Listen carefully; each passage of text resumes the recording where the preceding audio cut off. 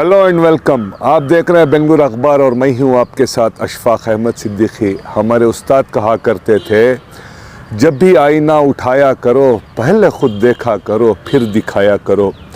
2006 में infantry road में आई monetary advisory के नाम से एक कंपनी का जन्म होता है, जिसको शुरू करते हैं एक मंसूर अली ख़ान और उनके साथी। उनका मकसद ये होता है कि पब्लिक के इन्वेस्टमेंट को लेकर डाइवर्सिफाइड सेक्टर में उसको इन्वेस्ट करना, उससे प्रॉफिट कराना और लोगों में शेयर करना। 2006 से 2017 के आखिर तक ये कंपनी पब्लिक को रेवेन्यू देती है, पर एनम 10% से 35% तक का उनको रेवेन्यू देती है, जो पर मंथ के हिसाब से देती है। लेकिन 2018 में ये कंपनी अचानक से बंद हो जाती है, फिर निकल के आता है ये बड़ा सा स्कैम, जिसमें हज़ारों लोगों का इन्वेस्टमेंट जाम हो जाता है। IMA मल्टी करोड़ स्कैम का जब मामला तूल पकड़ता है मीडिया में, उसके बाद एक तरफ तो मीडिया ट्रायल चलता है, तो उसके बाद 3 एजेंसियां इसकी जांच करती हैं, जिसमें SIT है, जिसमें इन्फोर्समेंट डायरेक्टरेट भी आती है, और फाइनली ये CBI के हाथ में चला जाता है। जितने आज तक इसके डेवलपमेंट हुए हैं, आपने देखा होगा कि जो SIT गठन किया गया, जिसमें कॉम्पिटेंट अथॉरिटी को अपॉइंट किया है, जिसको हेड करे IAS ऑफिसर हर्ष गुप्ता। अब कई सारे प्रॉपर्टीज जो मालूम हुए हैं उसको जब्त किया गया है। अब एक प्रोसेस चल रहा है कि उसके डॉक्यूमेंटेशन को क्लियर करने का, फिर उसको ऑक्शन किया जाएगा, फिर उस ऑक्शन से जो पैसा रिकवर होगा वो इन्वेस्टर्स को बांटने का प्रोसेस स्टार्ट होगा।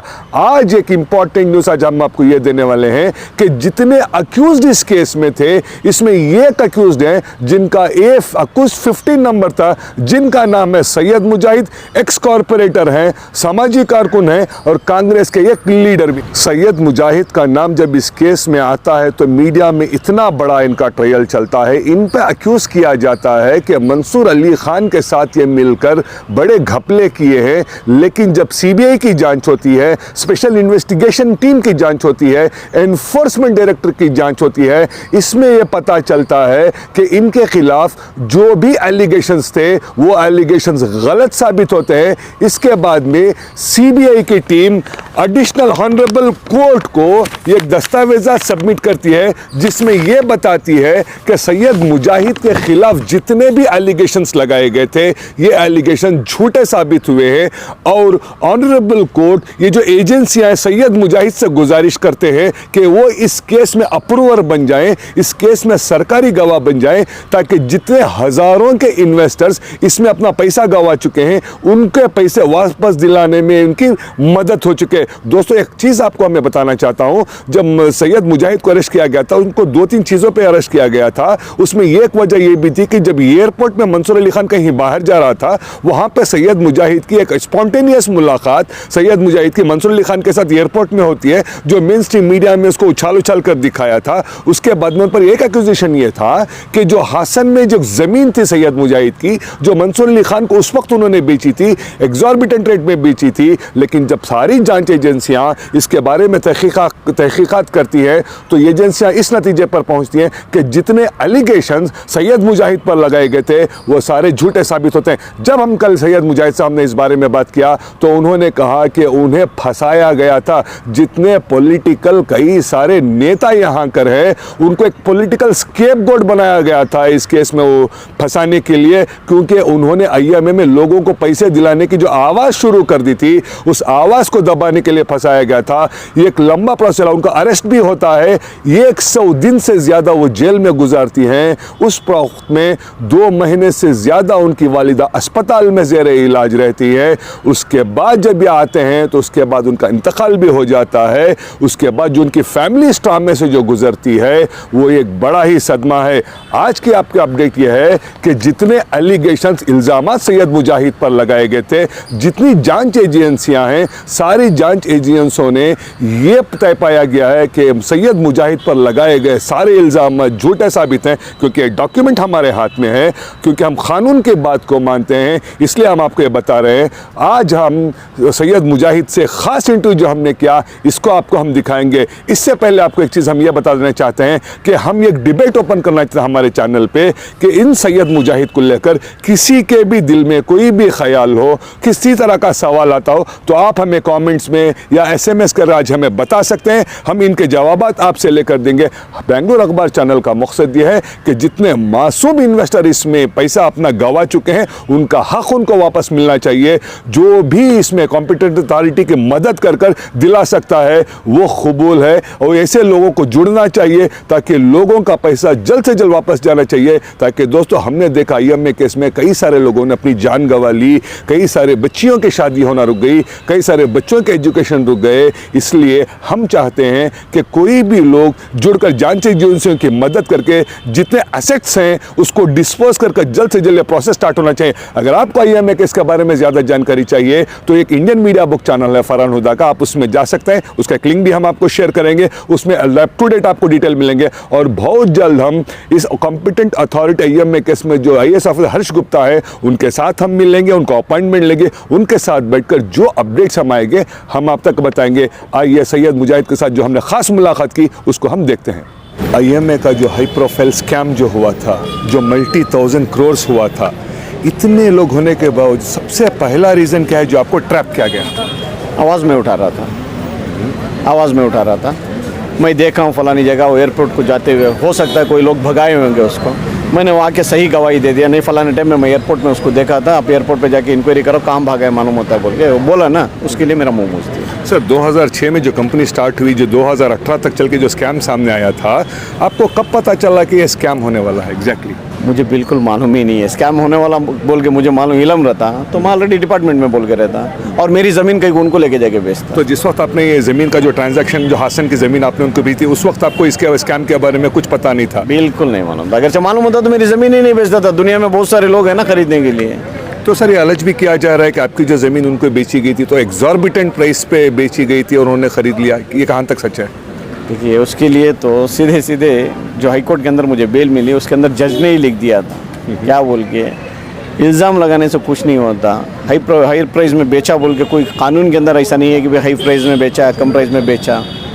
अगरचे बेच के है तो कितने में बेचा वो बताओ बोलकर, लेकिन नहीं, खाली एक एलिगेशन डाल दी कि हाई प्राइस में बेचा। कितने में बेचा मुझे मालूम है ना, गवर्नमेंट वैल्यू क्या थी, कितने में मैं बेचा हूँ खरीदने वाले को मालूम है और मुझे मालूम है, और सेल डीड के अंदर एंटर है, वो इल्ज़ाम है सब। जिस तरह मीडिया में आपका नाम उछाला गया था, ये बताया गया था, हालांकि आपका नाम एफआईआर में देखे तो ये 15 में आता है, लेकिन आपको जो प्रोजेक्ट गया था ये 1, 2, 3 के हिसाब से किया गया था, इसका मतलब कितना? देखिए, ये बहुत बड़ी साजिश थी, मुझे फंसाने के पीछे बहुत बड़ी साजिश थी। साजिश एक जगह नहीं रुकी। पहले इनकम टैक्स से स्टार्ट हुआ, वहाँ से होते हुए SIT को आया, SIT से होते हुए CBI को गया, CBI से होते हुए ED को गया, यहाँ तक ला के खड़ा किए। लेकिन आज मैं जिसके लिए आवाज़ उठाया था, जो लोगों ने मुझे किए हैं, जो मैं उन लोगों को भला बुरा भी आज की तारीख में मैं बोलना नहीं चाहता और उस तरफ पलट के भी देखना नहीं चाहता, उनको अल्लाह के हवाले कर दिया हूँ मैं। आज के बाद नई ज़िंदगी एक शुरुआत करूँगा ज़िंदगी की इंशाअल्लाह। जो मकसद से मैं जो सोच मेरे में थी, जो जज्बा मेरे में था कौम को लेकर और आवाम को लेकर और जो गौर गरीब के लिए जो करना बोलकर जो मकसदें मेरे जहन में थे, उन चीज़ों को दफनाने की कोशिश किए थे। इन जो कुछ एक अल्फाज इस्तेमाल कर लेता हूँ कुछ मुनाफिकों ने, लेकिन उनको मैं अल्लाह के हवाले कर दिया। लेकिन आज मेरी माँ की दुआ होने की वजह से एक नई शुरुआत मिली है और इंसाफ भी बहुत जल्द मुझे मिला है। आज क़ानून को मेरी ज़रूरत है। सर CBI स्पेशल कोर्ट की तरफ से जो अदालत को जो एक लेटर जो दिया गया है कि आपके खिलाफ कोई भी सबूत नहीं मिला है, इसके बिना पर रिकमेंडेशन किया गया था, आपको रिक्वेस्ट कर रही है CBI कि आप इसमें अप्रूवर बन जाएं, सरकारी गवाह बन जाएं, तो क्या लोगों में ये उम्मीद आ सकती है कि जिनके नाम की तोहमत लगा रहे तभी वो उनका मसीहा बन के आ सकता है उनको पैसे दिलाने में? देखिए, मैं मसीहा इतना बड़े अल्फाजों का मैं हकदार नहीं हूँ। मेरी एक हैसियत के नाते मैं एक सैयद हूँ, नाम भी मेरा मुजाहिद है। उसके मुजाहिद और सैयद मुजाहिद होने के नाते उस नाम के पीछे जो चीज़ें हैं, जैसे कि एक जिहाद बोलते हैं, जिहाद करने वाला, तो मैं इन गौर गरीब को हक़ दिलाने के लिए फिर से एक जिहाद करने के लिए तैयार हूँ। IMA के जो लोग तकलीफ़ों में हैं, 2.5 साल मेरे मुंह को जिप डाल दिए थे, मुंह ही नहीं खोल सकता था। मुंह खोलूँगा तो मेरी बेल कैंसिल होने का डर था। और मुंह खोलूँगा तो और कोई एक एलिगेशन डाल के फिर मुझे अंदर भेजने का डर था, मुंह खोलूँगा तो और कोई नई एजेंसी को ला के मेरे पर डाल देंगे बोलकर वो डर था। लेकिन अल्लाह का करम CBI ने अदालत को डाल दिया है कि भाई मुजाहिद को अप्रूवल बनाएंगे तो हमको क़ानूनी गवाह बनाएंगे तो इनसे मदद मिल सकती है IMA इन्वेस्टरों को पैसा मिलने के लिए। तो इंशाअल्लाह उसके बारे में सोच रहा हूँ। अगरचे कौम की दुआ मेरे लिए है तो मैं उस कौम के लिए ज़रूर कुछ ना कुछ करने के लिए और क़ानून को साथ देकर उन गौर गरीब को उनका पैसा दिलाने के लिए मैं मदद करूंगा। सर, गवर्नमेंट की तरफ से जो कॉम्पिटेंट अथॉरिटी को बनाया गया है, जिसके IAS ऑफिसर इसकी पूरी निगरानी कर रहे हैं, अगर लोग आपके पास आके कहते हैं कि क्योंकि अभी आपका नाम क्लियर हो गया आप हमारी मदद करो, तो कहाँ तक आप मदद कर सकते हैं लीगल सपोर्ट में? देखिए, मैं उनको इनफरादी तौर पर मदद नहीं कर सकता क्योंकि क़ानून कोर्ट के अंदर मामला चलने की वजह से जो हायर ऑफिसर जो इन्वेस्टिगेशन कर रहे हैं, जो उन लोगों को जो विक्टिम्स हैं उन लोगों को पैसा दिलाने के लिए कोशिश कर रहे हैं, उन लोगों की जहाँ कहीं भी मेरी ज़रूरत पड़ेगी, उनको गवाह के लिए ज़रूरत पड़ेगी, उस जगह मैं उनका सरकारी गवाह बनकर उन लोगों को मदद करके इन गौर गरीब के लिए पैसा दिलवाने की कोशिश करूँगा। सर, आखिरी सवाल आपसे, क्योंकि अभी आपका एक क्लियरेंस CBI की तरफ से मिल गया है, ऐसा क्या धुल गए दाग आपके, अभी आपने कांग्रेस की ऑफिस यहाँ पे ओपन कर दी है, आपको कितना यकीन है कि इस 78 वार्ड में आने वाले BBMP के चुनाव में आपको टिकट मिलेगी? देखिए, BBMP चुनाव का आना ये तो तय है, लेकिन टिकट किसको मिलेगी क्या मिलेगी ये किस्मत की बात है। लेकिन जद्दोजहद करना और भागदौड़ करना, आवाम का एतमाद हासिल करना और आवाम के मसाइल हल करना, ये पहले से कर ले के आ रहा था। और मेरे घर की सियासत मैंने नहीं किया कभी भी। जब कभी भी कौम को ज़रूरत पड़ी है, कौम को कोई भला बुरा बोला है, भले आपको आज की तारीख में भी BJP के अंदर वो लोग हैं, मिनिस्टर बनकर हैं, उन लोगों को मुंह तोड़ जवाब मैंने दिया है। कभी मेरे अकेले का मैंने नहीं सोचा है। मेरे बड़े बोलते थे खुद के लिए जीना कुत्ते की ज़िंदगी है, तो मैंने कभी खुद के लिए नहीं जिया, आवाम के लिए जिया, कौम के लिए जिया। एक मुसलमान होकर मुसलमान के नाम पर कोई भी उंगली उठाता उसको जवाब देने का काम मैंने किया। सर, आखिरी और इम्पोर्टेंट सवाल, जितने लोग ये प्रोग्राम देख रहे हैं उनके मन में ये रहेगा, क्योंकि हज़ारों करोड़ इन्वेस्टमेंट, कहाँ तक लोग उम्मीद रख सकते हैं कि उनका पैसा आ सकता है, आता है तो कब तक आ सकता है, क्या उम्मीद रख सकते हैं लोग? देखिए, हर एक का हलाल पैसा है, हलाल पैसा उनकी आखिरी सांस तक भी उम्मीद रखना उनका हक़ है। तो मुझे लगता है सही तरीक़े से तहक़ीक़ात हो गई है, लेकिन अभी सही तरीक़े से बिकना चाहिए, सही लोगों को ख़रीदारी के लिए बुलाना चाहिए, इसके ऊपर हमको निगरानी रखना चाहिए। क्योंकि गवर्नमेंट ऑफिसर कर रहे हैं बोलकर पूरा छोड़ देंगे ये भी गलत है।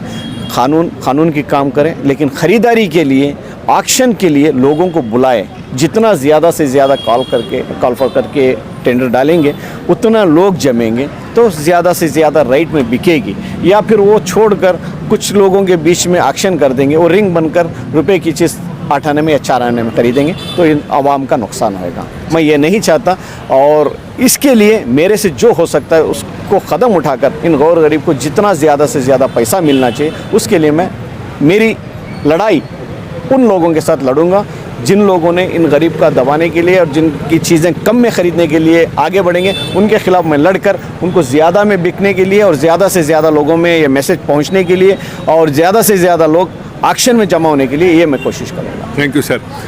ये थे सैयद मुजाहिद साहब, जिनको CBI कोर्ट की तरफ से ऑलमोस्ट एक क्लीन चिट दी गई है। ये रिकमेंडेशन किया गया अदालत को कि इनके खिलाफ IMA के स्कैम में किसी भी तरह का सबूत ना होने की वजह से सरकार रिक्वेस्ट कर रही है सैयद मुजाहिद से कि वह सरकारी गवाह बन जाए और जितने हज़ारों के मासूम इन्वेस्टर्स जिनके हज़ारों करोड़ फंसे हुए हैं उन लोगों को उनका हक दिलाने में मदद करें। तो मुजाहिद भाई ने यह कहा है कि जैसे ही लीगल प्रोसेस स्टार्ट होगा, लोगों का पैसा उनको दिलाने के लिए दिन रात वो कोशिश करेंगे। अगली बार जब ये अपडेट आ जाएगा हम आपको बताएंगे। बकिया खबरों के लिए जुड़े रहे बेंगलुरु अखबार के साथ। मेरे साथी सलीम के साथ मैं हूँ अशफाक अहमद सिद्दीकी।